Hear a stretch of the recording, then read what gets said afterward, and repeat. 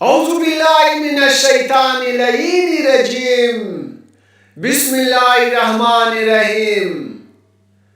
امام علی علیہ السلام نے فرمایا بدترین گناہ وہ ہے جس کا انجام دہندہ اسے ہلکا سمجھے۔ چار چیزیں دل کو مردہ کر دیتی ہے: گناہ پر گناہ کیے جانا، احمق سے بحث اور کٹوجتی کرنا، عورتوں سے زیادہ مل جل رکھنا اور مردوں کے ساتھ اٹھنا بیٹھنا۔ آپ علیہ السلام سے پوچھا گیا یہ مردے کون ہیں؟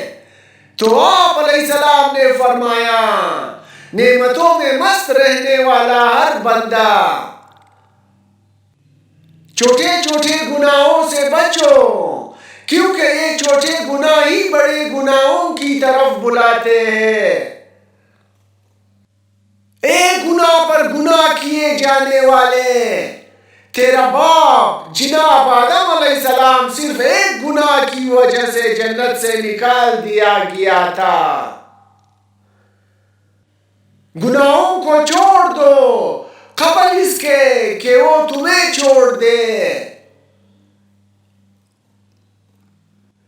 کم گوئی عیبوں کو چھپا دیتی ہے اور گناہوں کو کم کر دیتی ہے۔ گناہ تین طرح کے ہیں: بخش دیا جانے والا گناہ، نہ بخشا جانے والا، اور ایک وہ گناہ جس کے لیے بخش دیے جانے کی امید اور عذاب پانے کا خوف لاحق ہو۔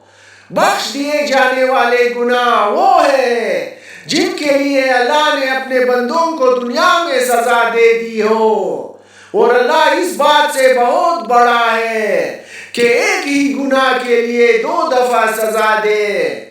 اور وہ گناہ جو ناقابل بخشش ہوتے ہیں وہ بندوں کا ایک دوسرے پر ظلم کرنا ہے۔ اور تیسرا گناہ وہ ہے جسے اللہ نے مخلوقات سے پوشیدہ رکھ کر اس گنہگار کو توفیق کی توبہ عطا کر دی ہو۔ اس گنہگار کے شب روز امید و خوف کے عالم میں گزرتے ہیں، اور ہم بھی اس گنہگار کے لیے اسی طرح ہیں۔ ہم بھی اس کی مغفرت کے امیدوار اور سزا سے خائف ہیں۔ گناہ ایک ایسا مرض ہے جس کی دوا استغفار ہے، اور اس گناہ کو نہ دہرانا اس کی شفا ہے۔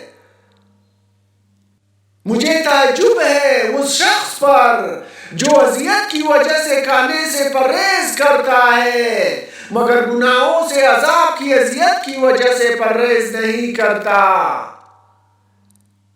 اللہ کے نزدیک سب سے بڑا گناہ وہ ہے جس پر اس کا انجام دہندہ اصرار کرتا ہے۔